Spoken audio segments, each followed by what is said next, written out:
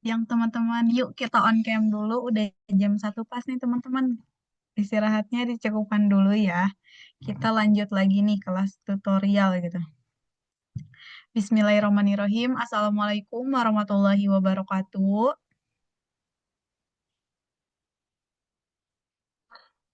Ya, Depi hati-hati di jalan ya. Lagi di perjalanan tuh Depi. Sebelum kita mengawali kelas tutorial hari ini, alangkah baiknya kita mengucapkan basmalah bersama-sama ya teman-teman. Bismillahirrahmanirrahim. Semoga kelas tutorial hari ini berjalan dengan lancar, jaringan teman-teman lancar, tidak ada kendala apapun ya teman-teman. Tolong diperhatikan kakaknya. Nanti kalau ada pertanyaan langsung tanyain aja ke kakak tutornya. Yuk, on cam dulu nih. Udah ada Karadinanya nih. Gimana tadi teman-teman udah pada makan? Oke, Kamelia aman katanya. Yuk, yang lain gimana? Udah makan belum nih? Ameliana sambil makan gak apa-apa. Oke, sudah Kak. Oke, Bulan. Satya udah makan belum, Satya? Yuk, nggak apa-apa ya kalau mau sambil makan.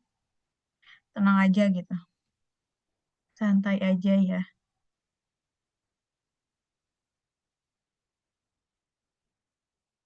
Udah siap teman-teman catatannya? Udah pada siap? Yuk disiapin dulu alat tempur kita kelas tutorialnya. Buku catatannya disiapin dulu teman-teman. Siapin dulu airnya nanti takutnya aus ya. Nah, biar nggak lama gitu ya, aku kasih kelas tutorial ini kepada Kak. Mana nih, Kak? Kakaknya udah ada ya, Kak?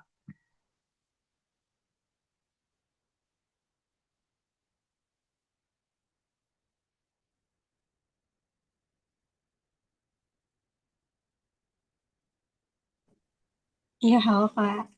Halo, Kak. Udah siap, Kak? Aku kasih ya waktu dan tempatnya kepada Kak Radina. Iya, oke. Aku izin pakai dua device ya. Iya, Kameranya Kak. di Zoom yang satu lagi. Iya, Kak. Aman. Aku kasih waktunya ke Kakak ya, Kak. Mau dibimbing nih, Kak. Baru ada 31, Kak. Mau nunggu dulu apa gimana nih, Kak? Kayaknya Oh, dari berapa? Boleh sih ditunggu dulu. dari 40 sih, Kak. Oh, boleh sih. Tunggu sampai 13.05 kali ya, Kak. Iya, boleh, Kak. Oke. Oke, ini teman-teman ada waktu nih 3 menit. Sambil minum dulu ya. Sama mau ngingetin juga ya, kalau on cam untuk perempuan mohon di ini gitu ya, pakai kerudungnya gitu teman-teman. Jangan lupa absennya juga ya teman-teman. Absen, feedback sama amalan Yaumi gitu. Ini ada waktu 2 menit lagi. Kalau mau sambil makan nyemil boleh ya.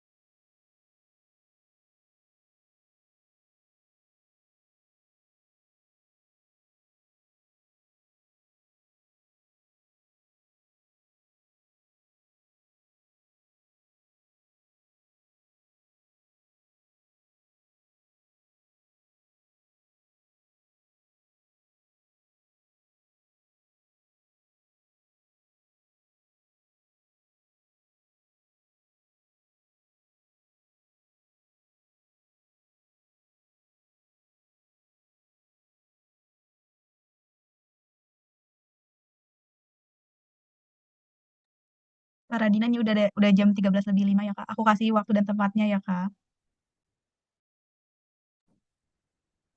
Oke, terima kasih ya Kak Nurul. Oke, aku mulai ya. Assalamualaikum warahmatullahi wabarakatuh. Selamat siang teman-teman semua. Perkenalkan, nama aku Radina Zahra, atau kalian bisa panggil aku Rara. Kali ini kita bakal belajar literasi bahasa Indonesia di minggu kedua ya. Nah, sebelum mulai, tadi udah baca doa belum ya Kak? Udah berdoa belum ya, Kak? Udah tadi Kak Bismillah aja tapi belum berdoa. Boleh Kak? Oke. Ya, dan sebelum mulai kita berdoa menurut kepercayaan masing-masing. Berdoa dulu.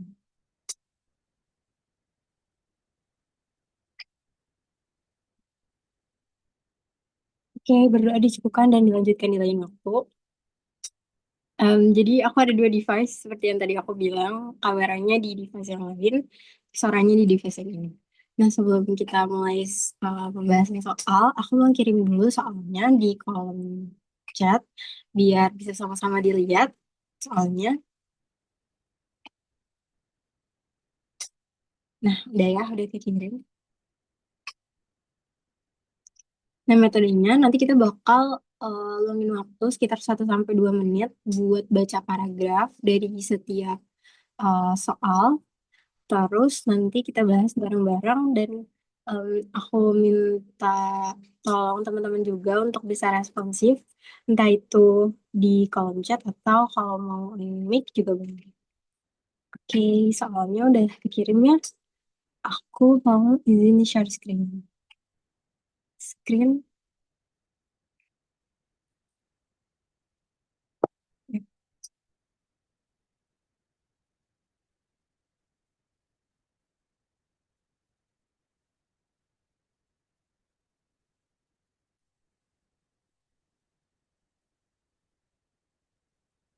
Oke, udah keluar ya.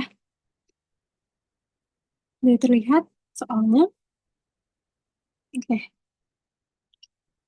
Nah, em, literasi bahasa Indonesia di minggu kedua ini atau paket kedua sebenarnya hampir sama kayak pembahasan di minggu sebelumnya. Kalau kalian masih ingat, pola-pola soalnya juga masih ada beberapa yang masih sama.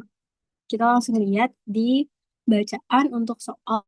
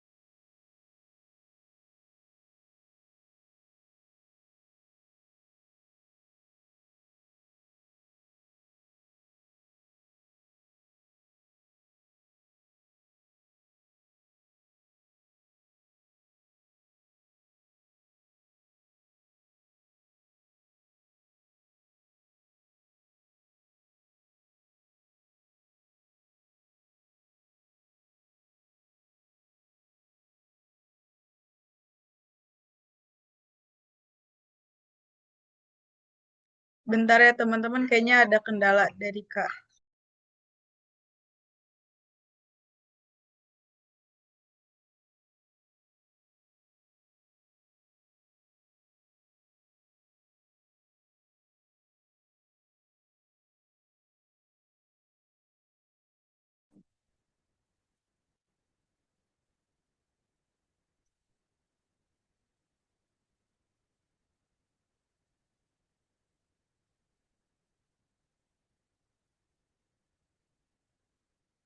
Udah terlihat ya teman-teman. Maaf tadi ada kendala jaringan.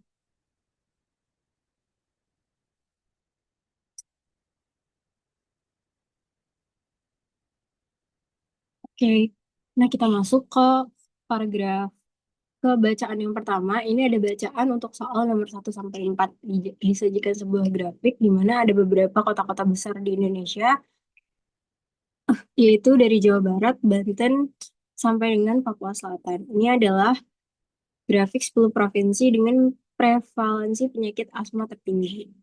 Di mana yang paling tinggi kita bisa lihat adalah Jawa Barat. Kita cukup lihat sekilas aja, kemudian kita langsung ke pertanyaannya. Pertanyaan pertama, pada teks bacaan di atas disebutkan bahwa pertumbuhan industri yang pesat di Banten berkontribusi pada tingginya prevalensi asma. Apa yang dapat dilakukan untuk memperlemah argumen tersebut? Yang A, menyajikan data yang menunjukkan bahwa pertumbuhan industri di Banten tidak berhubungan langsung dengan peningkatan prevalensi asma. Yang B, mengklaim bahwa pertumbuhan industri di Banten memiliki dampak positif pada ekonomi lokal. Yang C, mengalihkan fokus masyarakat ke masalah kesehatan lainnya yang lebih banyak menjangkit masyarakat di Banten. Yang D, memberikan data terkait peningkatan polusi industri di berbagai provinsi lain. Dan yang E, menenangkan masyarakat dengan mengatakan bahwa industri di Banten sudah mengikuti regulasi lingkungan yang ketat. Kira-kira ada yang mau jawab? Ada yang mau jawab di kolom chat? Boleh.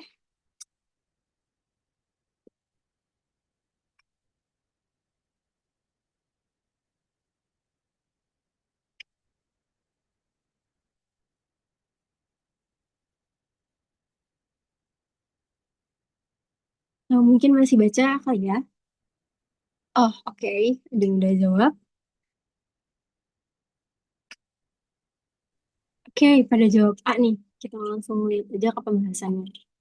Nah, yang A menyajikan data yang menunjukkan bahwa pertumbuhan industri di Banten tidak berhubungan langsung dengan peningkatan prevalensi asma. Ini benar ya. Jadi em, opsi yang A ini adalah memperlemah. Jadi jawaban yang benar adalah yang A. Sedangkan yang B itu tidak relevan dengan pernyataan. Kemudian yang C tidak relevan juga dengan pernyataan. Yang D juga tidak relevan. Dan yang E malah memperkuat, bukan memperlemah. Oke, itu untuk pertanyaan nomor satu. Aman ya? Kita lanjut ke soal nomor dua.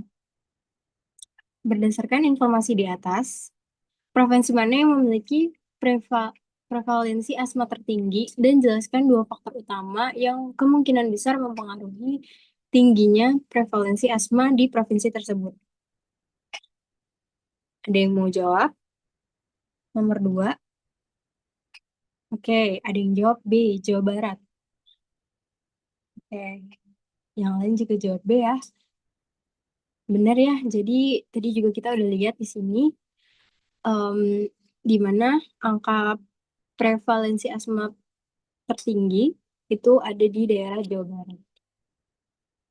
Jadi nomor dua, jawabannya adalah B.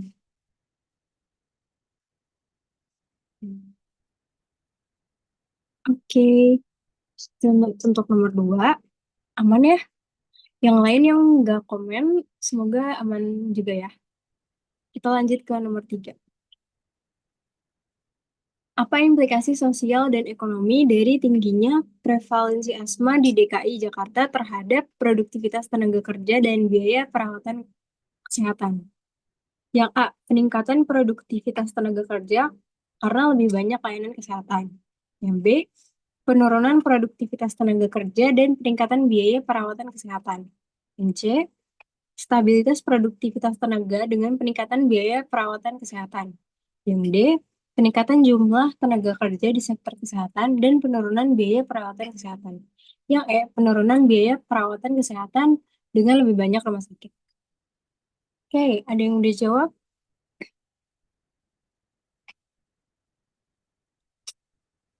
Ada yang jawab B ya?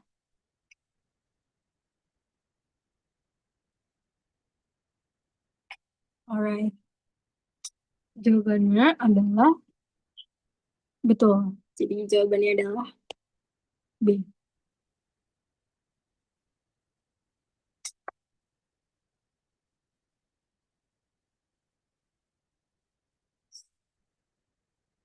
Oke,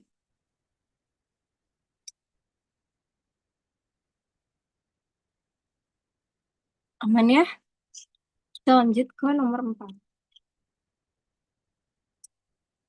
Jika pemerintah daerah Papua Selatan ingin mencegah peningkatan prevalensi asma, strategi apa yang paling tepat untuk diimplementasikan, mengingat rendahnya tingkat urbanisasi di daerah tersebut? Yang A. Memperketat regulasi polusi udara industri. Em, ini kurang tepat ya, karena industri di Papua juga kan nggak begitu banyak dan tidak terlalu menyebar di seluruh daerah. Maksudnya tidak terlalu padat penduduk, jadi kayak masih tidak tepat. Untuk memperketat regulasi polusi udara, tidak tepat. Kemudian yang B, mengembangkan teknologi transportasi ramah lingkungan. Ini juga kurang tepat.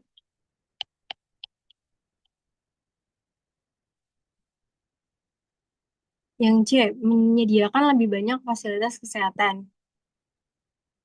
Oh, oke. Ada yang jawab D, ada yang jawab C. Kita lihat.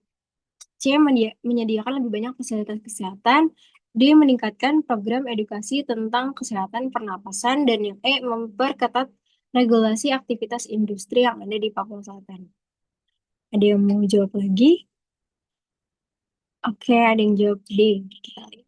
Jadi, jawaban yang benar adalah yang D ya.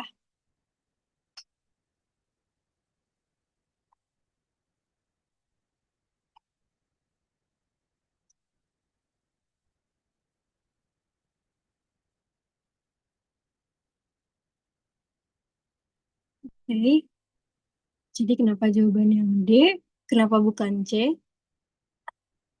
Karena pertama, em, di Papua itu sebenarnya kan belum terlalu banyak. Jadi kayak masih 1.600, 1.684 kasus.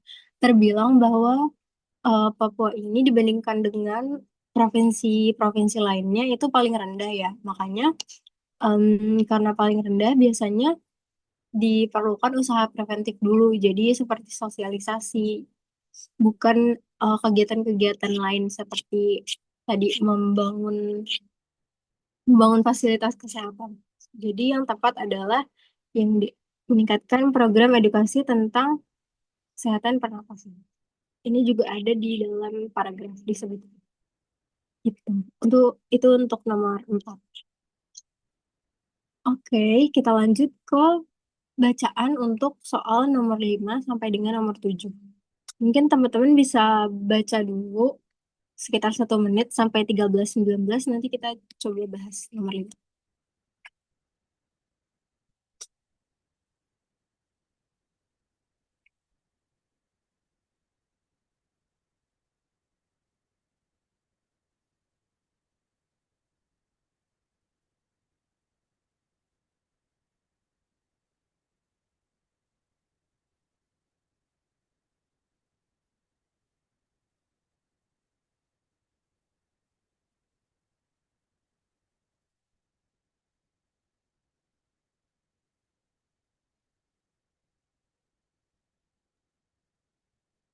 Oke, ada yang dijawab ya.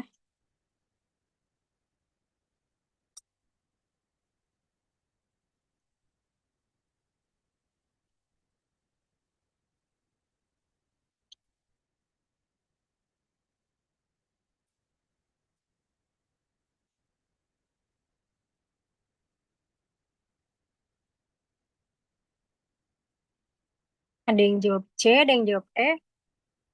Langsung kita lihat nomor 5. Berdasarkan teks bacaan di atas, apa hubungan paragraf kedua terhadap paragraf pertama? Ada yang jawab C, ada yang jawab E. C, pertentangan terhadap paragraf pertama. Yang E, memperkuat penjelasan paragraf pertama. Oke, kita lihat. Di paragraf pertama, disebutkan bahwa paragraf pertama ini menuai pro kontra dari sejumlah pengunjung Indonesia, tapi mereka lebih ke menekankan bahwa penggunaan mobil listrik ini masih terbilang sangat efektif. Sedangkan di paragraf kedua diawali dengan kata sementara itu, tuh kok gini, sorry, garisnya sementara itu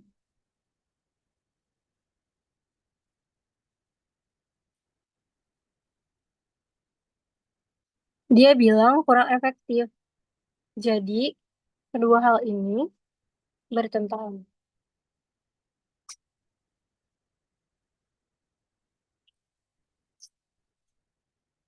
Jadi, jawaban yang tepat adalah yang C ya. Oke, oke. Oke, semuanya udah jawab C ya. Oh, ada yang jawab E. Oke, semoga yang tadi jawab E udah aman ya penjelasannya. Jadi, jawaban yang benar adalah pertentangan. Oke, nah kita lanjut ke nomor 6. Berdasarkan teks bacaan di atas, judul yang paling sesuai adalah, ada yang mau jawab?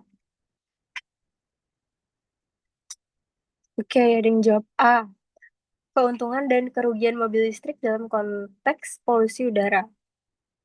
Ada yang jawab D. Keuntungan dan tantangan mobil listrik pandangan masyarakat.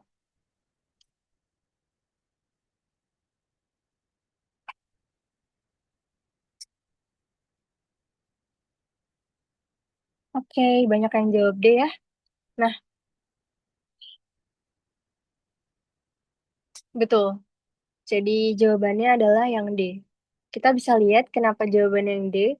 Karena tadi di atas ada mengutip beberapa informasi dari eh, beberapa orang ya. Misalkan di sini dari Pak Bahtiar, kemudian ini dari Kevin, kemudian ini juga dari Tama, kemudian ada juga Vice President Komunikasi Corporate PLN, kemudian ya itu ada beberapa orang yang termasuk masyarakat yang memberikan pandangannya terhadap keuntungan dan juga tantangan dari mobil listrik. Jadi jawabannya adalah yang D.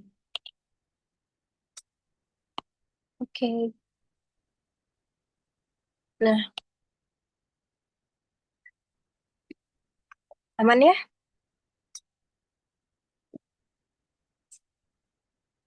Oke. Ini juga ada dikasih tahu langkah-langkah dalam menentukan judul adalah sebagai berikut, yaitu pahami inti cerita, identifikasi elemen yang penting, tentukan pesan utama, gunakan kutipan langsung, dan buat judul yang menarik, singkat, serta mewakili teks bacaan secara keseluruhan.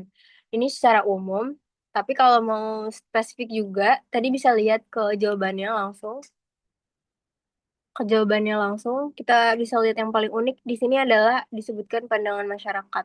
Kemudian kita langsung referensiin ke dalam teks paragrafnya, di mana di sini disebutkan ada beberapa orang seperti Kevin, Bahtiar, Tama, dan juga Vice President Komunikasi Korporat PLN, Pak Adi Trianto. Jadi jawaban yang tepat untuk judul yang paling sesuai adalah yang D. Itu untuk pembahasan nomor 6. Kita lanjut ke nomor 7. Berdasarkan teks bacaan di atas, pernyataan berikut dan termasuk fakta adalah A. Mobil listrik akan segera menggantikan mobil berbahan bakar bensin di seluruh dunia. Benar gak kira-kira? Salah ya? Akan segera menggantikan mobil berbahan bakar bensin di seluruh dunia. Meskipun tadi dibilang efektif, efektif itu bukan berarti ini akan diterapkan, tidak berarti diterapkan di seluruh dunia.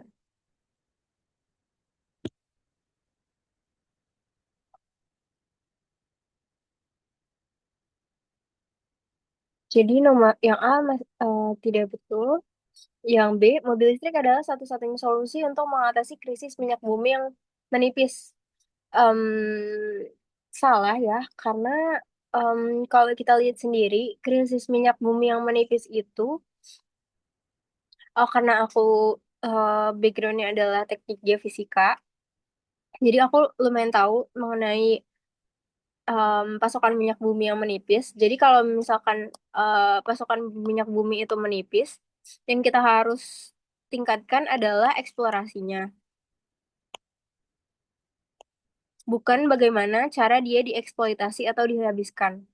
Bukan cara eksploitasi atau dihabiskan.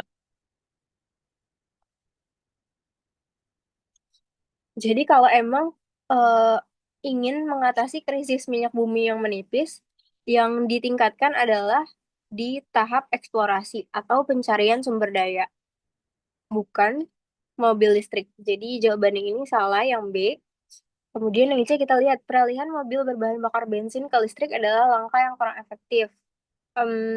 Namun tadi ada beberapa orang yang menyatakan bahwa ini juga efektif gitu. Jadi ini adalah sebuah opini. Jadi ini opini. Dan jawaban yang betul adalah yang E.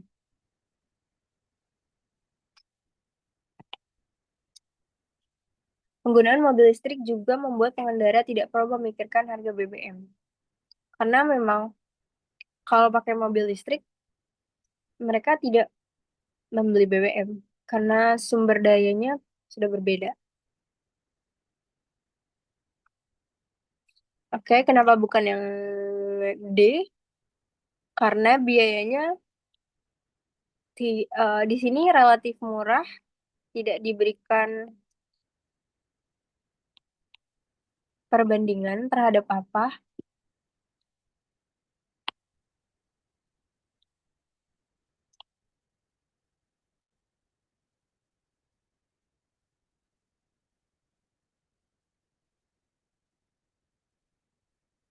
Bisa aja relatif murahnya terhadap dolar atau terhadap rupiah atau terhadap BBM itu sendiri. Jadi di sini termasuknya opini ya, karena dia kalimatnya juga belum full sebagai satu kalimat secara keseluruhan. Jadi yang A itu opini, yang B itu opini, yang C itu opini, dan yang D itu opini. Jadi jawabannya adalah yang E. F, tambahkan etanol. Oke, mulai sini. Tambahkan etanol.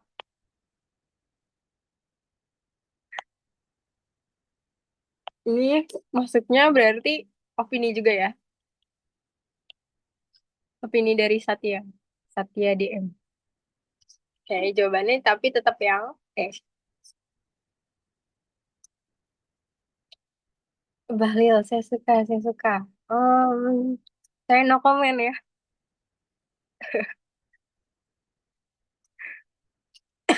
Oke, kita lanjut ke bacaan selanjutnya di nomor 8 sampai 10. Kalau ada yang mau bertanya, kabarin aja langsung di chat atau kalau emang malu mau private chat aku juga nggak apa-apa. Aku sambil lihat kok.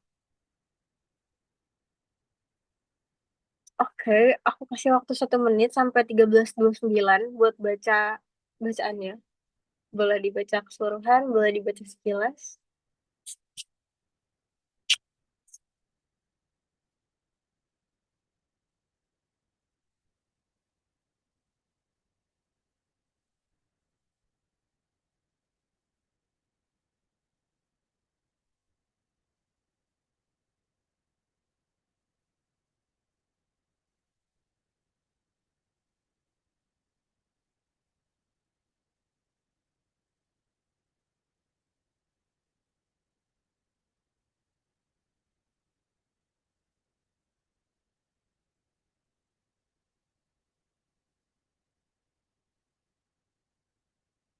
Ini udah 1 menit ya.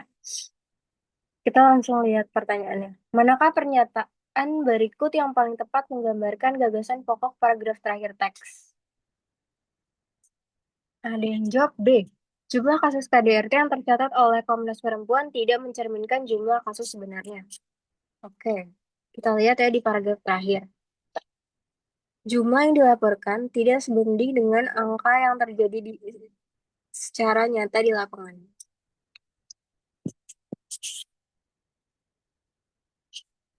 Ya, betul. Jadi jawabannya yang B.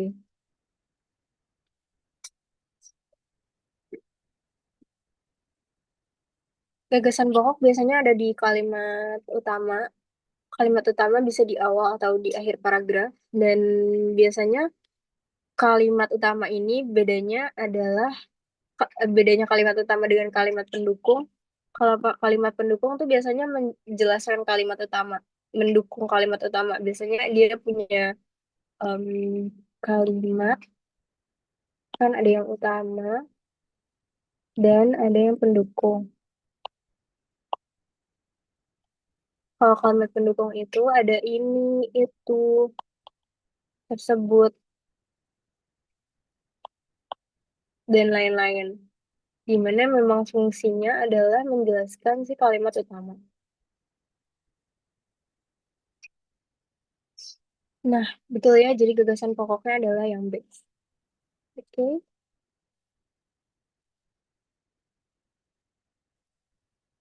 kita lanjut ke nomor 9. Berdasarkan teks bacaan di atas, bagaimanakah sikap yang ditujukan oleh penulis?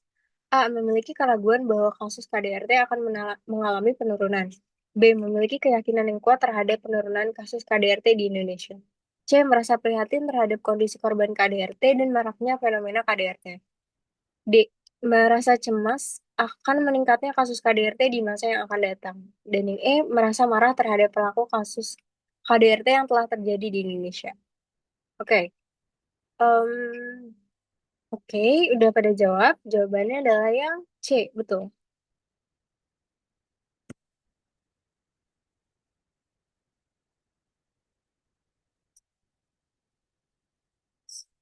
Oke, dia cukup prihatin ya.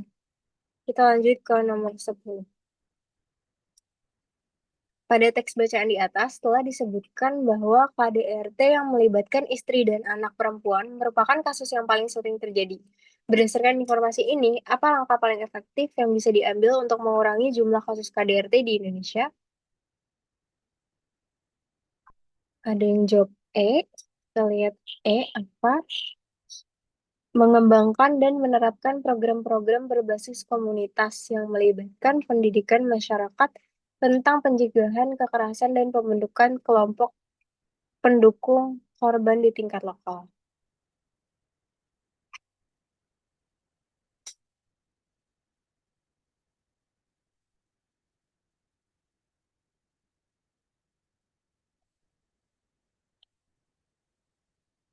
Oke, ya salah teman-teman. Jawabannya C.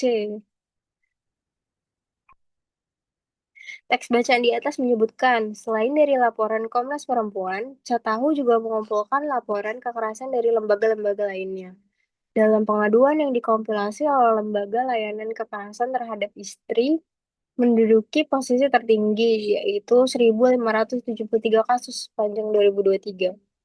Sementara itu, jumlah kekerasan terhadap anak perempuan dilaporkan mencapai 518 kasus. Ini berarti KTI dan KTAP masih terus terjadi di banyak wilayah di Indonesia dan penting menjadi perhatian dalam pelaksanaan Undang-Undang PKDRT. Tegas Komnas Perempuan, sehingga langkah yang paling efektif yang bisa diambil untuk mengurangi jumlah kasus KDRT di Indonesia adalah meningkatkan aksesibilitas layanan hukum dan psikologis untuk korban KDRT, serta memastikan adanya tempat perlindungan yang memadai bagi korban di setiap daerah. Jadi jawabannya adalah yang C.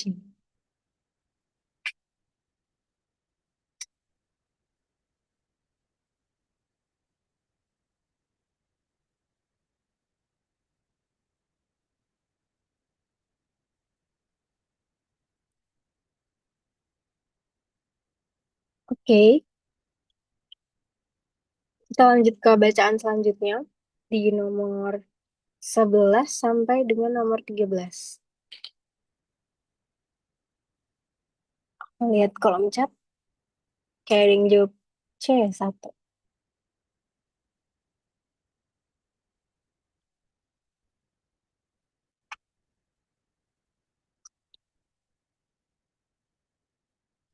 11 C. Oh, oke. Udah mau dibahas aja, oke. Kita langsung lihat pertanyaannya. Nomor 11. Apa yang dapat disimpulkan tentang karakter Rizka berdasarkan teks tersebut?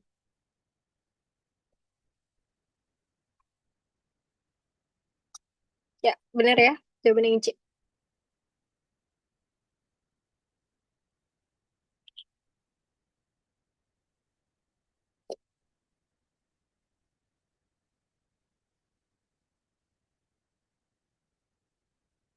Rizka, anaknya manis dan tidak pernah manja dengan orang tuanya. Dia bisa bersikap baik terhadap semua orang, termasuk teman-temannya, sehingga banyak yang betah ketika bertemu di rumahnya. Itu salah satu kalimat yang bisa membantu menjawab pertanyaan ini. Yang C. Tapi kalimat lain mungkin ini dikasih tahu juga ketika si Rizka bilang, Mama, aku ingin mencari Ika, biarkan dia bisa melanjutkan sekolahnya lagi. Jadi jawaban yang benar adalah yang C. Betul ya, semuanya betul. Oke, kita lanjut ke nomor 12. Apa pesan moral yang dapat diambil dari tindakan Rizka dalam teks tersebut? Yang A. Membantu orang lain hanya perlu dilakukan jika seseorang memiliki kekayaan berlebih.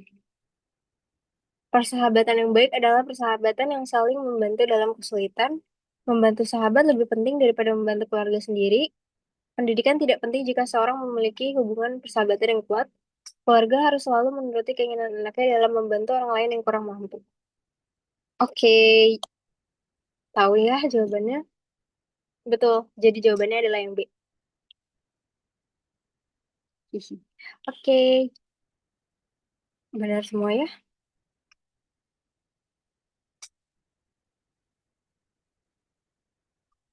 Oke, kita lanjut ke nomor 13. Berdasarkan teks, mengapa Rizka sangat bersemangat untuk mencari Ika di desanya?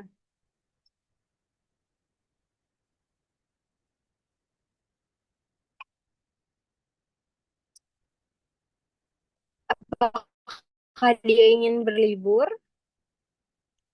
Apakah dia merasa tertekan? Orang tuanya membutuhkan bantuan finansial dari orang tua Ika? Kayaknya salah ya. Orang tuanya Rizka tidak membutuhkan bantuan finansial. Apakah Rizka ingin memperlihatkan kepada teman-teman di Jakarta bahwa ia memiliki sahabat dari kalangan berbeda? Bukan ya. Dia bukan tipe orang yang show off. Apakah Rizka merasa bersalah karena telah menikmati kekayaan sementara sahabatnya hidup dalam keterbatasan? Rizka juga bukan orang yang rendah diri atau insecure.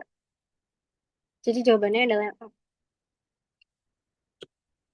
Oke, oke, benar semua ya jawabannya.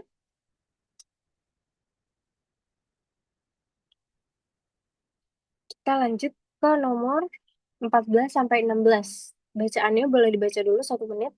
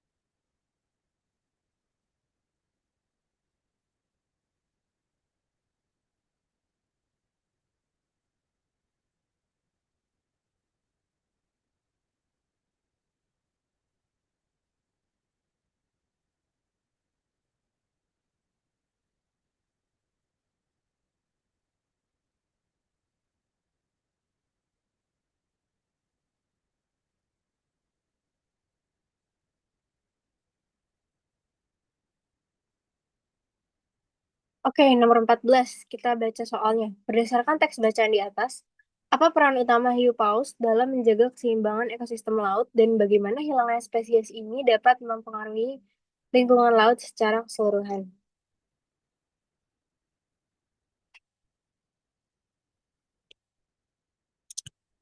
Hiu paus biasanya memakan ikan, cumi-cumi, hingga plankton. Tanpa adanya hiu paus, maka pertumbuhan plankton tidak dapat dikendalikan. Jadi jawabannya adalah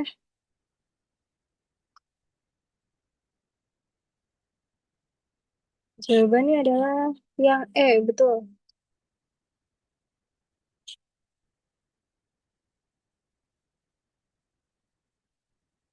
Oke, benar semua ya jawabannya. Kak. Oke. Oke, benar benar benar. Betul, jago. Keren deh. Kita lanjut ke nomor 15. Dengan memperhatikan peran penting hiu paus dalam menjaga keseimbangan ekosistem laut dan manfaatnya bagi masyarakat lokal, apa strategi konservasi yang paling efektif untuk meningkatkan populasi hiu paus di Indonesia? A. Mengedukasi masyarakat tentang pentingnya hiu paus dan melibatkan mereka dalam upaya konservasi. B. Memusatkan upaya konservasi pada pembatasan perburuan dan perdagangan hiu paus di tingkat global. C. Melarang segala bentuk aktivitas manusia di habitat hiu paus untuk memastikan perlindungan penuh.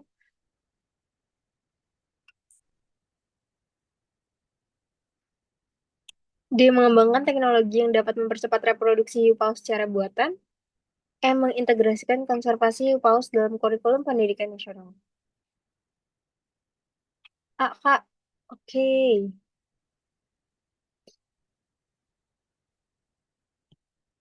Betul ya teman-teman, jawabannya yang A.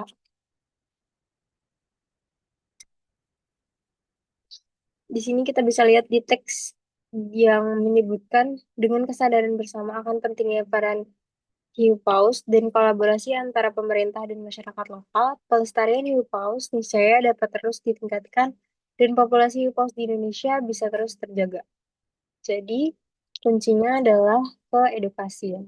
Edukasi masyarakat tentang pentingnya hiu paus dan melibatkan mereka dalam upaya konservasi. Jawabannya adalah A. Kita lanjut ke nomor 16. Apa tujuan utama penulis dalam menyampaikan informasi mengenai hiu paus dalam teks di atas? D, D, D, D. D. Oke, mending jawab D. D. Mendorong masyarakat untuk meningkatkan kesadaran dan partisipasi dalam upaya pelestarian hiu paus yang terancam punah.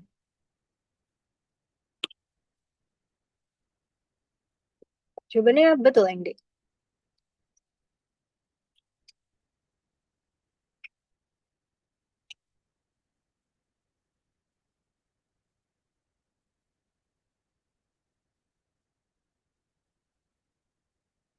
Oke,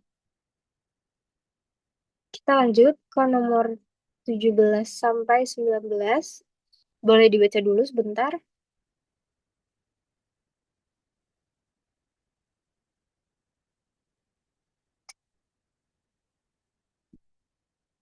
Melayu.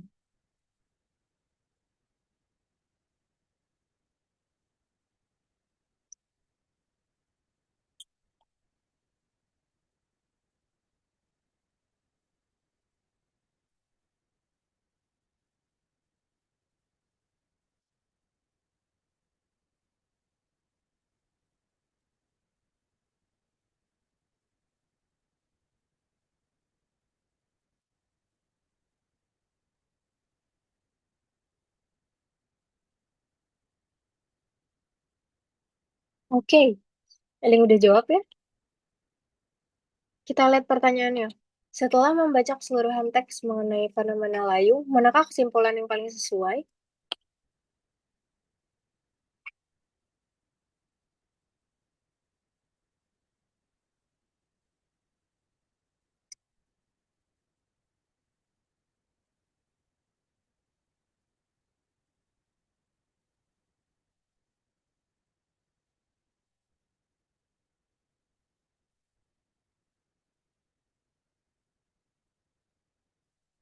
Oke, betul ya? Jawabannya betul. Yang C.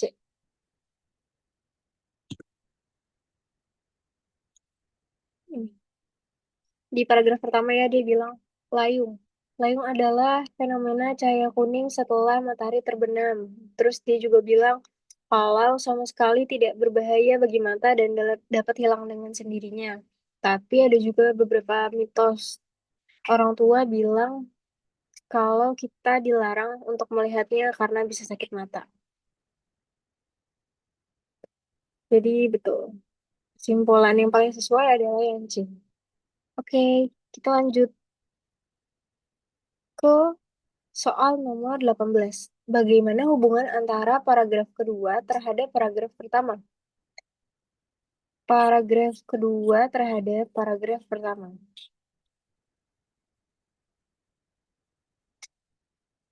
Ada yang mau jawab? Oke, kata Marwan B.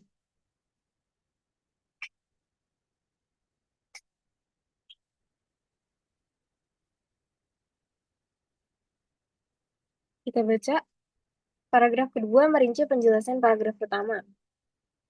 Ini yang B. Yang A. Paragraf kedua merupakan penyebab dari paragraf pertama. Yang C. Paragraf kedua melanjutkan penjelasan paragraf pertama. Yang D. Paragraf kedua melengkapi penjelasan paragraf pertama. Yang E. Paragraf kedua memperkuat penjelasan paragraf pertama. Jawabannya beragam ya. Ada yang jawab C, ada yang jawab B, ada yang jawab D. Jadi jawabannya adalah yang B. Paragraf kedua menjelaskan lebih rinci terkait proses terjadinya fenomena layung yang sudah dibahas singkat pada akhir paragraf pertama. Sehingga hubungan paragraf kedua terhadap paragraf pertama adalah memerinci penjelasan. Jadi jawabannya adalah yang B ya, merinci penjelasan paragraf pertama. Aman, kenapa dia merinci?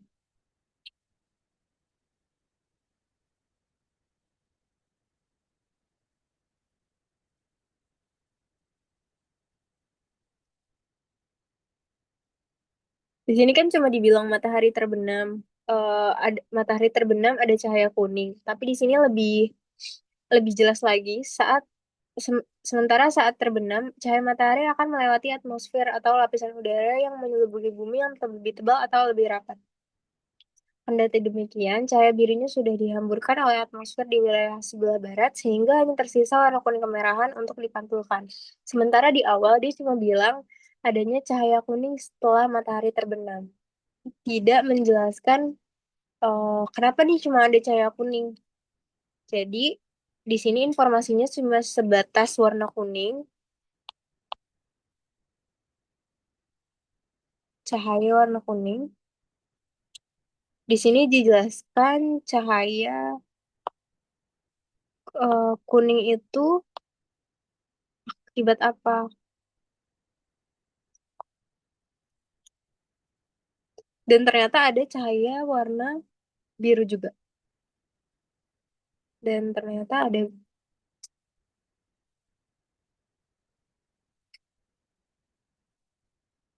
biru yang hilang. Jadi paragraf kedua itu fungsinya adalah untuk merinci. Tapi Kak, itu terusan dari pendapat Thomas di paragraf satu. Oh, coba kita lihat. Terusan dari pendapat Thomas. Thomas menjelaskan penyebab layung atau sinar kuning kemerah-merahan saat senja adalah pantulan cahaya matahari oleh awan di ufuk barat.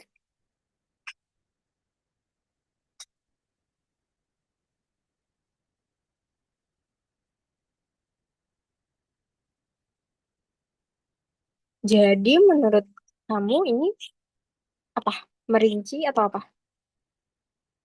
Melanjutkan. Menurut kamu ini melanjutkan?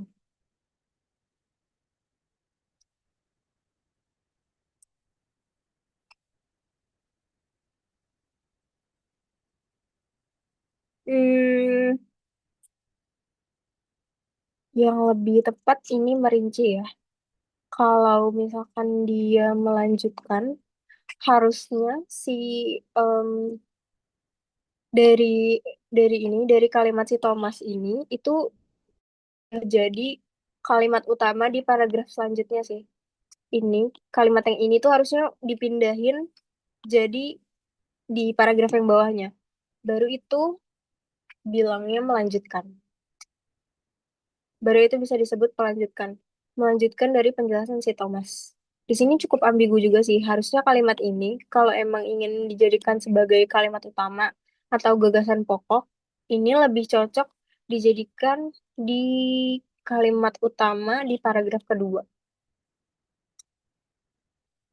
Gitu. Jadi untuk soal ini, jawaban yang tepat tetap merinci. Karena yang tadi warna kuning, ini perinci dengan dijelaskan gitu secara detail ceritanya. Kenapa dia bisa jadi warna kuning. Gitu. Avatar, Avatar, aman nggak ya? Oke, oke, oke. Makasih juga pertanyaannya. Oke, kita lanjut.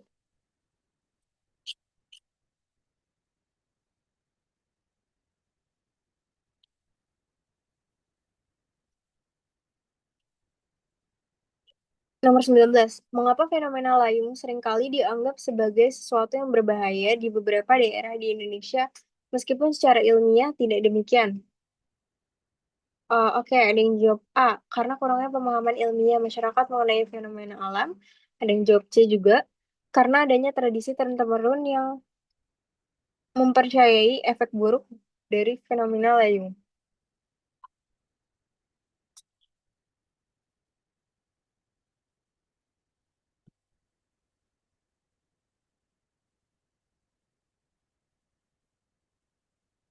Jawabannya adalah yang C.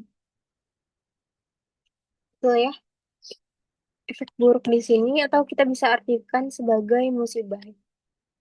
Menyebabkan musibah, makanya dilarang. Oke, benar ya teman-teman jawabannya yang C. Kita lanjut ke soal nomor 20 sampai 22. Boleh dibaca dulu sebentar.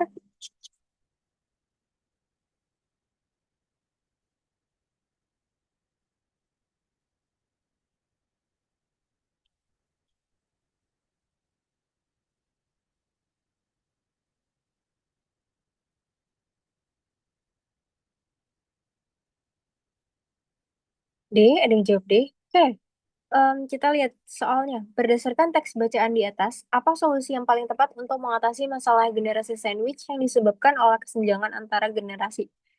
Ada yang jawab D, menyiapkan jaminan keuangan untuk generasi tua sebagai bagian dari strategi penyelesaian masalah generasi sandwich. Oke, betul. Jadi, solusi yang tepat adalah yang D. Hal ini didukung oleh pernyataan akar masalah dari lahirnya generasi sandwich adalah kesenjangan antar generasi. Masalah ini dapat diselesaikan dengan cara menyiapkan jaminan untuk generasi tua. Jadi ini udah disebutkan juga ya di atas. Jawabannya adalah yang D. Oke, kita lanjut ke soal selanjutnya, nomor 21. Berdasarkan teks bacaan di atas, apa makna dari kesenjangan dalam konteks teks bacaan di atas? Jadi kesenjangan itu apa? Ada yang jawab E. Ketidakcocokan antara kemampuan adaptasi generasi tua dan generasi muda terhadap perubahan sosial. Kesenjangan. Oke, betul teman-teman. Jawabannya yang E. Jadi kesenjangan ini adalah ketidakcocokan antara kemampuan adaptasi generasi tua dan muda terhadap perubahan sosial. Hal tersebut dapat didukung oleh pernyataan kesenjangan ini tercipta karena pergeseran sosial. Ada kesenjangan kemampuan kapasitas dari generasi lama dan juga generasi baru karena terjadinya perubahan sosial. Oke, aman ya? Untuk nomor 21, kita lanjut ke nomor 22. Berdasarkan teks, apa informasi tersirat mengenai dampak dari kesenjangan antara generasi lama dan generasi baru terhadap kehidupan generasi sandwich?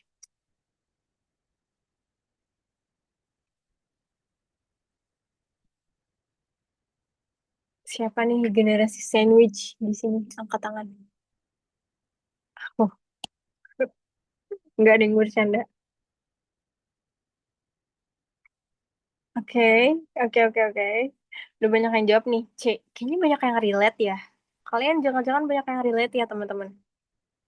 Semoga enggak ya.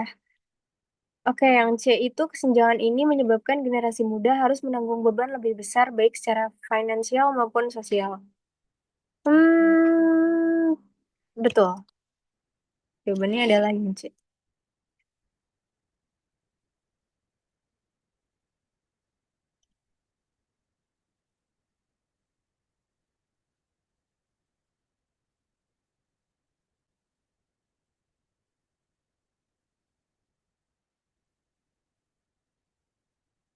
Oke, aman ya? Kita lanjut ke nomor 23 sampai 25.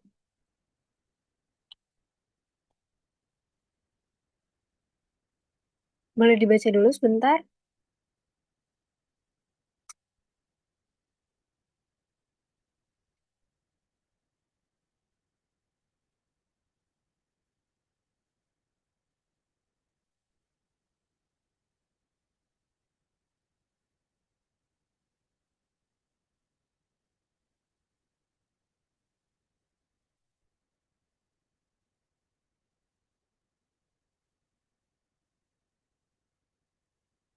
Oke, ada yang udah jawab A. Nomor 23. Apa pesan implisit yang ingin disampaikan penulis terkait dengan tingginya jumlah penduduk yang belum terkoneksi internet di Indonesia? A. Pentingnya meningkatkan infrastruktur internet secara merata di seluruh wilayah Indonesia untuk mengatasi ketimpangan akses. Yang B. Perlu adanya peningkatan biaya internet agar dapat mengurangi jumlah pengguna internet yang belum terjangkau. Oh, makin mahal. Berarti makin susah dong. Yang C, pemerintah harus mengurangi regulasi terkait penggunaan internet untuk mempermudah akses. Kurang tepat, karena mengurangi regulasi berarti semakin tidak disiplin dan tidak tepat. Meskipun dia mudah, tapi jadinya tidak disiplin kalau regulasinya dikurangi. D. Semua negara berkembang menghadapi masalah yang sama terkait dengan penggunaan internet dan harus mencari solusi secara bersamaan. Oke. Yang E, pentingnya memprioritaskan negara-negara dengan populasi besar dalam meningkatkan akses internet. Kurang tepat ya. Jadi jawaban yang benar adalah yang A. Pesan implisit yang ingin disampaikan penulis terkait dengan tingginya jumlah penduduk yang belum terkoneksi internet di Indonesia adalah pentingnya meningkatkan infrastruktur internet secara merata di seluruh wilayah Indonesia untuk mengatasi ketimpangan akses. Hal ini didukung oleh pernyataan terkait besarnya jumlah penduduk yang belum terhubung internet di tanah air, Global System for Mobile Communication atau GSMA dalam surveinya membeberkan 5 faktor utama yang mendasari banyaknya masyarakat yang belum terpapar internet. Di antaranya adalah kurang edukasi, harga yang mahal, keamanan, relevansi, dan juga akses. Jadi benar jawabannya adalah yang A, di mana pemerintah harus meningkatkan infrastruktur internet secara merata di seluruh wilayah Indonesia. Itu untuk nomor 23. Lanjut ke nomor 24. Berdasarkan teks mengenai akses internet di Indonesia, implikasi dari tingginya jumlah penduduk yang belum terhubung internet di Indonesia adalah, ada yang mau jawab? Oh, oke. Ada yang jawab A, ada yang jawab B.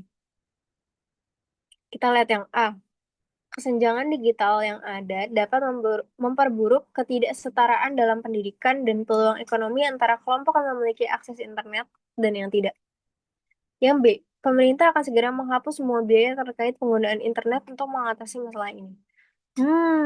Kalau dihapus semua biaya internetnya, berarti tidak ada biaya operasional, tidak ada biaya operasional, berarti dia tidak ada gaji untuk orang-orang bekerja. Untuk orang-orang bekerja, bekerja di perusahaan telekomunikasi maksudnya.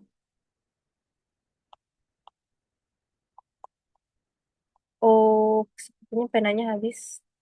Perusahaan telekomunikasi. Jadi itu bukan bukan implikasi secara langsung. Nomor 24, jawabannya adalah yang A. Bener ya. Senjangan digital yang ada dapat memperburuk ketidaksetaraan dalam pendidikan dan peluang ekonomi antara kelompok yang memiliki akses internet dan yang tidak. Oke,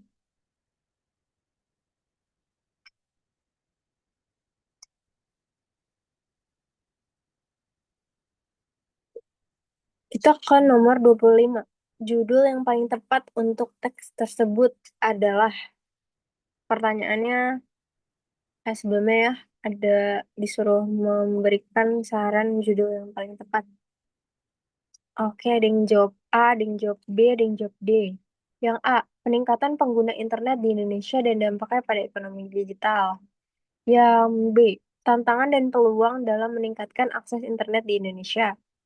Yang D, tantangan dan solusi dalam penyebaran akses internet di berbagai negara. Oke,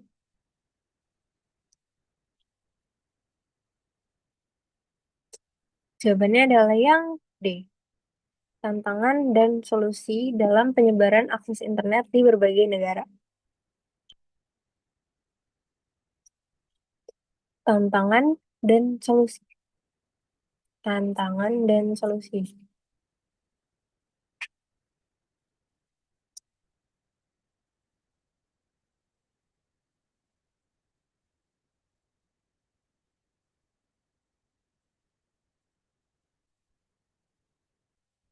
Oke, itu untuk nomor 25.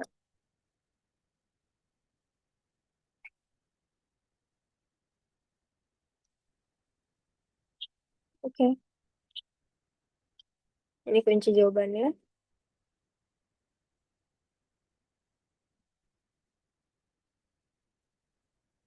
Hopefully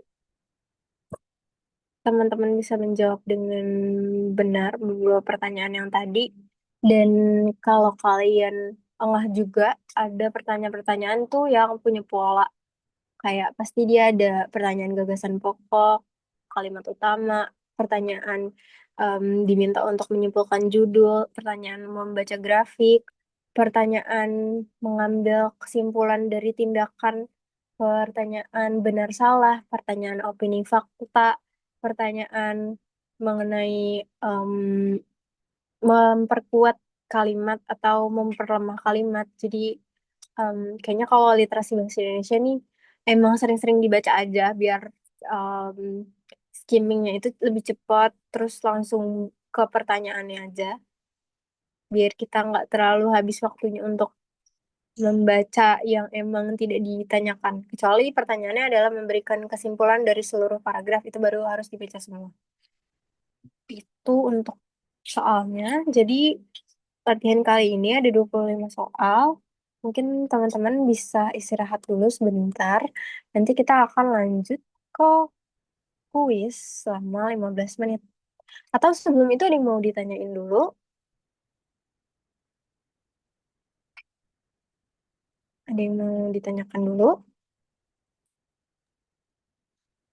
Ya boleh nih teman-teman, kalau ada yang mau tanyain gitu ke kakaknya. Permisi Kak, saya mau tanya. Iya,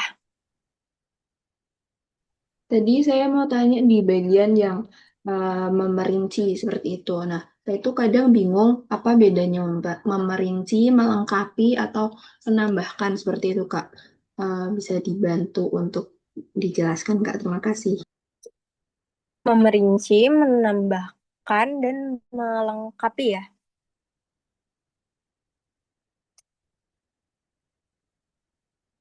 Tuh, coba kita cari soalnya.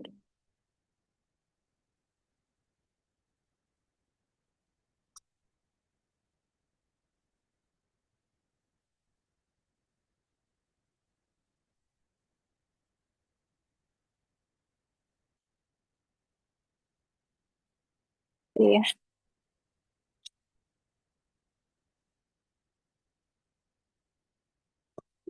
jadi pertanyaannya, perbedaan memerinci, menambahkan,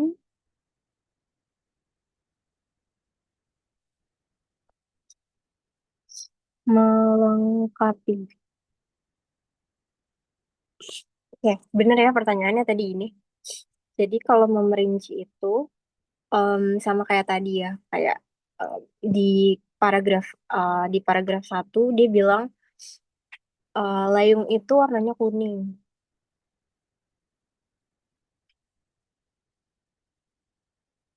Kemudian di paragraf 2 dia bilang ternyata karena kuning karena birunya sudah hilang, biru sudah hilang. Kemudian ada tadi dibilang di sini cahaya birunya sudah dihamburkan oleh atmosfer di wilayah sebelah barat sehingga hanya tersisa warna kuning kemerahan untuk dipantulkan. Jadi kalau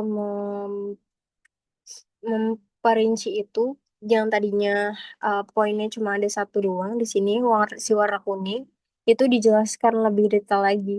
Kayak kenapa dia ada warna kuning? Dia bilang di sini em, karena ada proses yang dia jelaskan lagi gitu, lapisan udara yang menyelubungi bumi yang lebih tebal atau lebih rapat. Kendati demikian, cahaya birunya sudah dihamburkan oleh atmosfer di wilayah sebelah barat sehingga yang tersisa warna kuning kemerahan untuk dipantulkan. Jadi dari yang hanya satu kalimat ini itu dijelaskan lebih panjang lagi. Itu salah satu contoh dari memperinci. Itu contoh dari memperinci.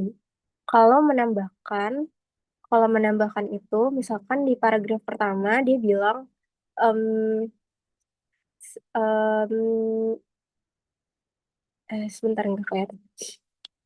Eh, contoh dari contoh dari penggunaan penggunaan internet,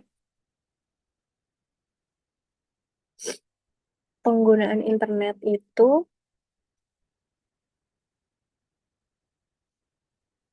contoh dari penggunaan internet itu yang pertama, misalkan bisa adanya pembelajaran secara online, pembelajaran online. Terus nanti kalimat selanjutnya dikasih contoh, misalkan pembelajaran onlinenya pakai Zenius, pakai YouTube, pakai pakai Zoom. Jadi kayak dikasih contoh ini masih di paragraf pertama.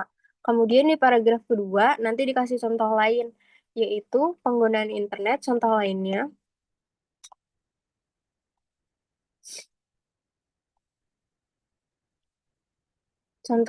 itu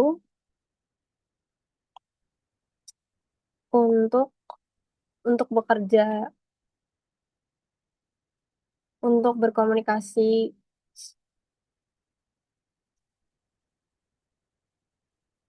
Jadi kayak di paragraf pertama itu contohnya adalah dia bahas tentang pembelajaran online. Contohnya tadi menggunakan Zenius, YouTube, Zoom, dan lain-lain. Kemudian di paragraf selanjutnya dia kasih contoh lain dari penggunaan bentuk internet itu untuk bekerja berkomunikasi. Kemudian kalau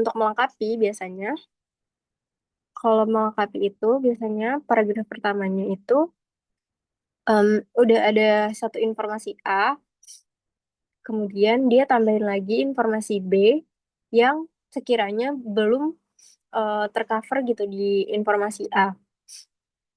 Misalkan,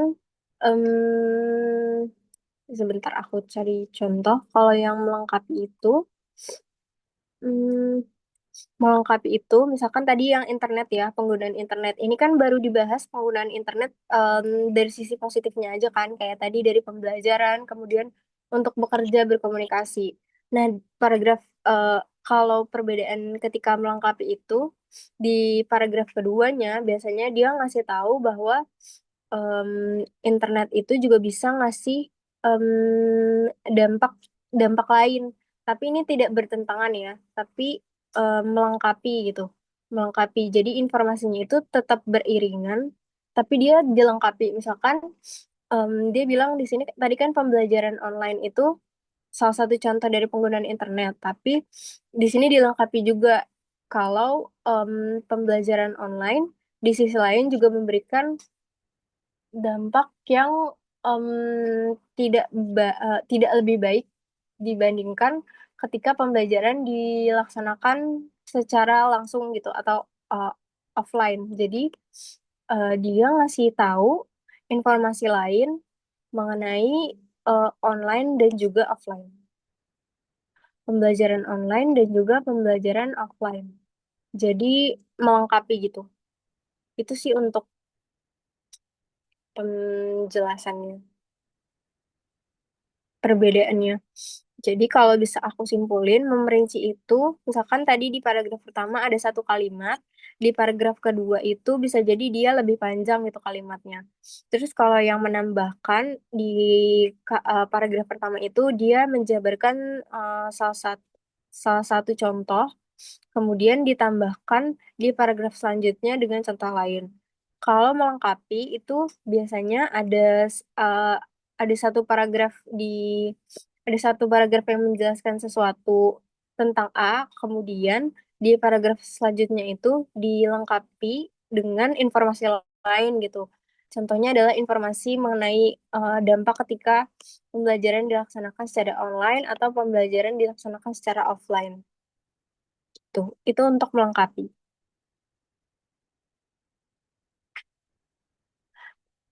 Aman Baik, nggak ya? Kak. Terima kasih. Oke, Aman-aman. Terima kasih, oke. Kak. Terima kasih juga pertanyaannya. Oke, teman-teman. Hmm, istirahat dulu mungkin ya sampai 14.15.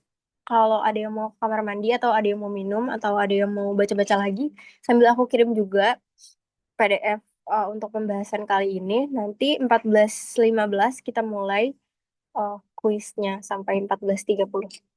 Boleh istirahat dulu sebentar.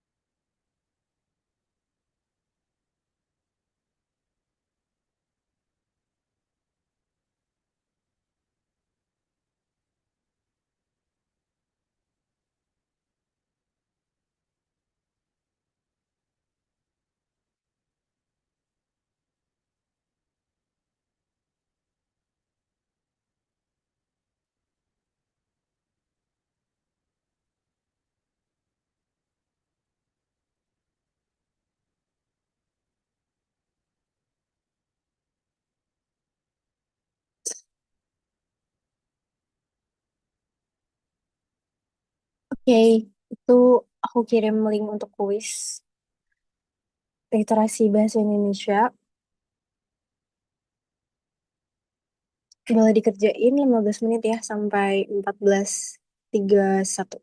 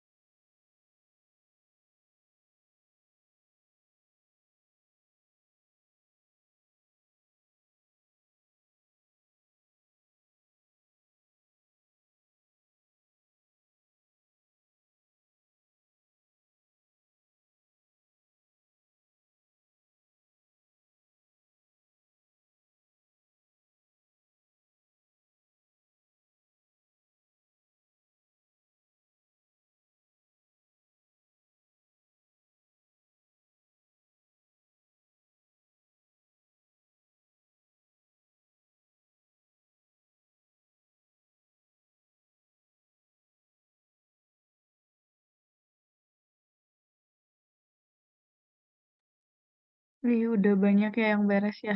Kita tunggu dulu yang lainnya, teman-teman.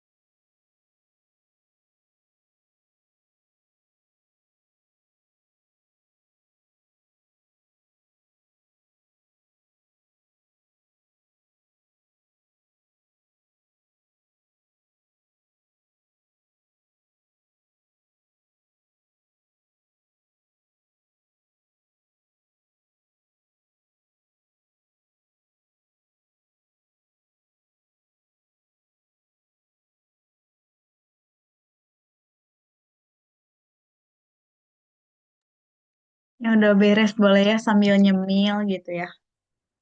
Kita istirahat dulu, masih ada waktu nih.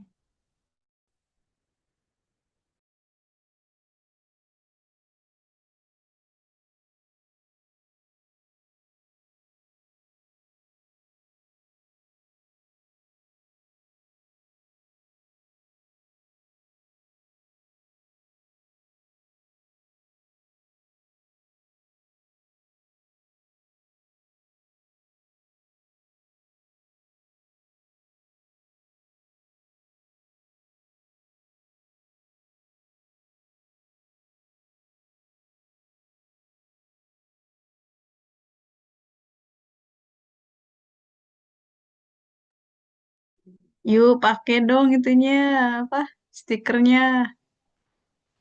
Alik pakai dong, bisa nggak? Tuh, Tajiah juga pakai Lana. Lana mau kemana Lana? Nggak bisa, Kak. Belum bisa. Aku mau Hah? berlayar, Kak. Kenapa? Mau berlayar ya? Iya, aku mau berlayar. Ah, siap. Mau menjelajah ya. Tajiah nih, mau apa nih? Mau wisuda, Tajiah.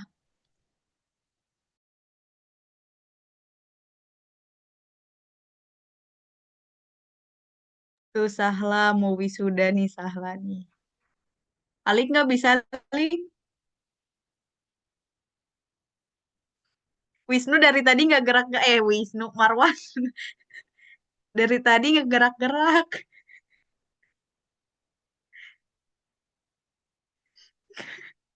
Nggak pegel Marwan. Gimana tuh tutor dong itu? Iya, nggak kedip ya matanya, nggak perih.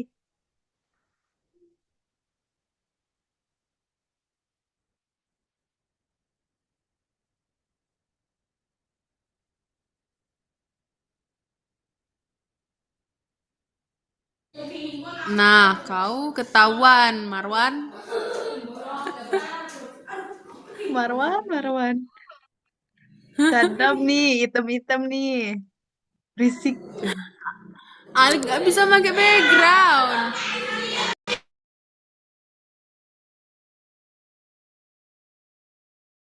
Kak Nurul ntar bakar-bakar nggak Kak?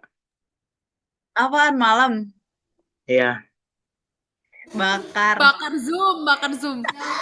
Nah, ya udah Bakar sekarang Zoom. istirahat. Sekarang istirahat Kak, tidur Kak, simpan energi Kak. Oh, buat malam gitu. Iya. Jam 8 kita mulai lagi ya besok. Nggak ada libur ya, teman-teman. Waduh, Semangat. Ali katanya cuman standby di Zoom Kak, orangnya tidur dia nanti Kak. Besok, bukannya kamu. Ya, nah, Bukannya kamu. enggak, saya totalitas kok Kak, tenang aja. Siap. Asal jangan kayak Marwan. Lihat dia dari tadi nggak gerak. Mungkin lagi rebahan ya Marwan. Itu Marwan saking semangatnya, Kak, dia tuh. Jadi dia nggak gerak. Ya diem aja. Tuh kata Satya cuma katanya kumpul tuh. Jam 00 di mana Satya? Tempat biasa Zoom. Iya boleh lah. Tempat biasa jam 8 kita tikum.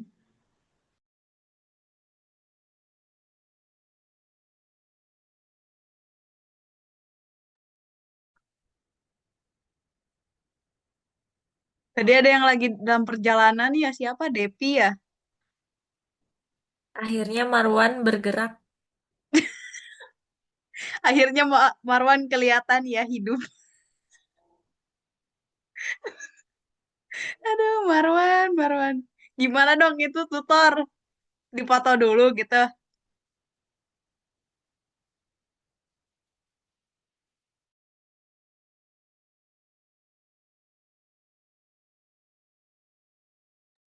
Teman-teman nih udah pada beres semuanya kuisnya? Yuk kita pakai yuk. Udah pada beres semuanya? Udah, Kak. Beres Kak, beres. Alhamdulillah. Ya on mic dong Marwan. Nggak bisa on mic Marwan.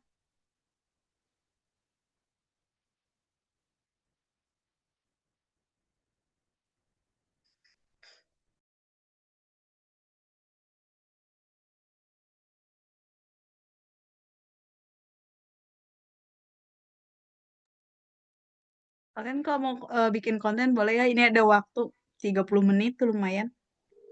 Ayo bikin konten apaan ya? Apaan tuh? Velocity. Bisa. Alik udah tidak ini dari awal kayaknya pengen Velocity. Gatal. Gatal. Kak, besok jadwalnya berat nggak Kak? Hah? Besok Besok jadwalnya berat nggak? enggak belum lihat lagi kelas Wah, tutorial apa sama materinya. ini kan udah pasti tidur kurang nih Kak. Dikasih materi yang berat-berat sih, nyerah saya Kak. Lebay, Jujur. Kenapa lebay. nyerah? Hero. Tuh Sahla tuh. Pilih konten. Cosplay Mau apa? Aku ada ide. Boleh Sahla jelasin tuh gimana tuh. Itu ada aku kirim trennya di WA. Oke, wait, aku lihat dulu.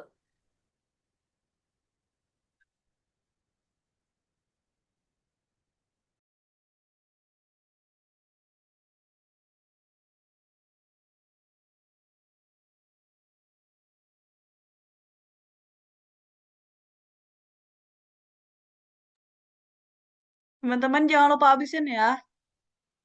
Abisin.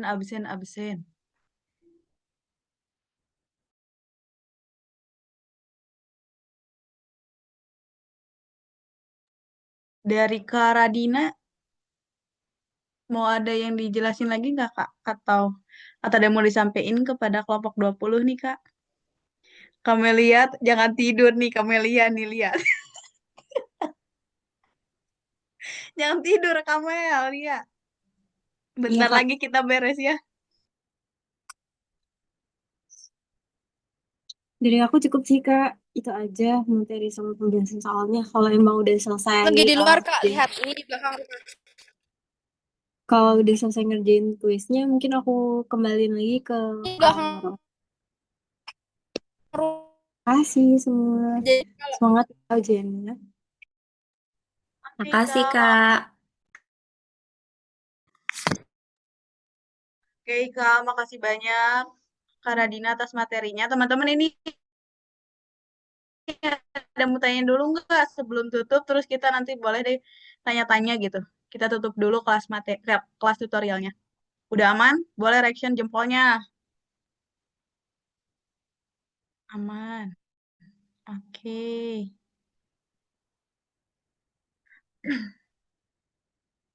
Oke.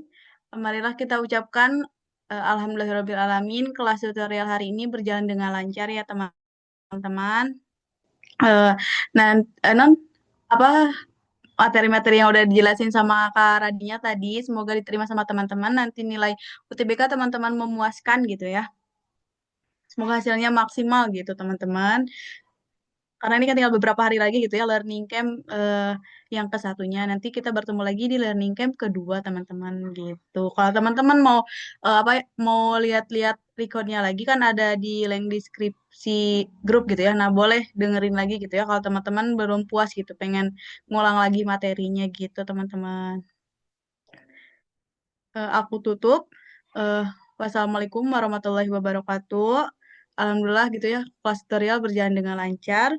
Selamat sore teman-teman. Makasih banyak Kak Radina. Boleh nih yang mau bikin konten?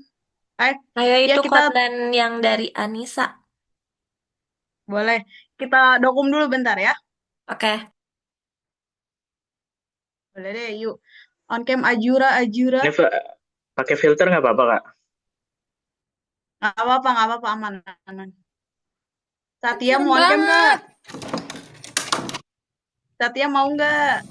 Satya tidur. Lagi di Satya luar, tidur. Kak. Maksudnya di Lagi luar di luar. kamar. Di Ya, luar kamar. boleh lah. Iya, iya.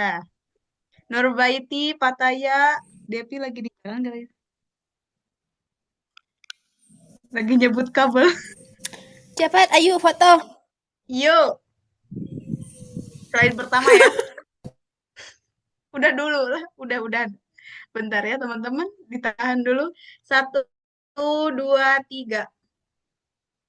Oke, bebas teman-teman. Slide pertama. 1, 2, 3. Oke, slide kedua. Formal dulu. 1, 2, 3. Gak bebas teman-teman. 1, 2, 3. Oke, makasih banyak teman-teman. Kita tetap semangat ya dari pagi sampai sore. Yang mana Anissa? Coba belum lihat. Kak Nurul, Iya, Jumatnya gimana ini, Kak? Kan katanya Kakak nggak ada, Jadi Kak. kenapa? kontennya tuh kayak Bentar, lanjut aja. Lanjut konten dulu. nggak apa-apa tadi Ya, mau bahas boleh. apa? Nggak apa-apa. Lanjut aja konten dulu. Aman. Jadi itu kontennya tuh kayak di slide pertama tuh kalau teman-teman udah lihat Makasih Kak Radina. bentuk kontennya nanti gaya pertama tuh slide pertama, gaya kedua tuh yang slide kedua kayak gitu terus sampai habis gitu. Udah simpel aja sih. Tapi bebas. Dari yang Tuh, aku lihat kan itu ada 8 gaya ya. Nah, tinggal kita bagi aja orang di sini. Di sini ada berapa orang? Terus dibagi 8 gitu. Maksudnya? 40. Oh, Oh, jadi 2 gitu ya? Mm-mm. Di sini kan ada 40 orang. Dibagi hmm. 8 berarti eh 5 orang satu lima, lima. satu gaya, satu pose gitu. Udah Bebas pada sih dilihat guys. belum kontennya? Udah. Lanjut. Oke, aku ini Belum. aku screenshot Belum, dari aku sini belum aja. dilihat.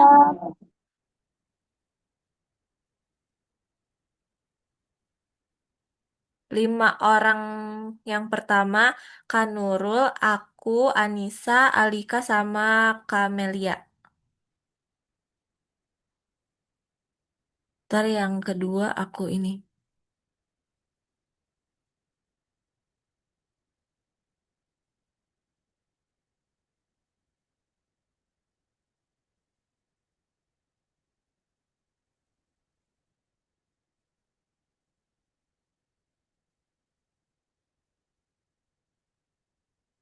Gaya pertama kayak gini, teman-teman.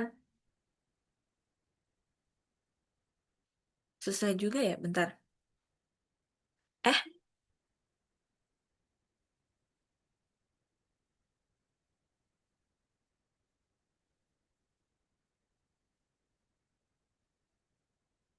Alik Syahla, mana? maaf aku nggak bisa masang background. Gak bisa, Nggak beneran nggak bisa apa-apa. dari kemarin malam. Nggak apa-apa.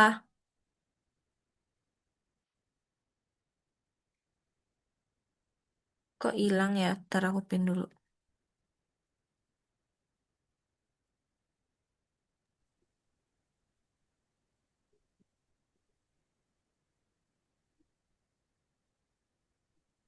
Tadi siapa aja sih? Aku, Kak Nurul, Alika, Kamelia, sama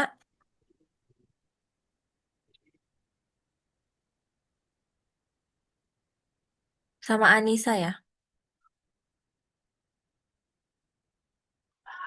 Yuk. Ya aku screenshotnya kayak gimana ya? Udah siap Eh, belum? siapa yang record? Aku boleh, tapi satu orang lagi gitu. Untuk Aku yang aku screenshot saja. screenshot boleh. Guys,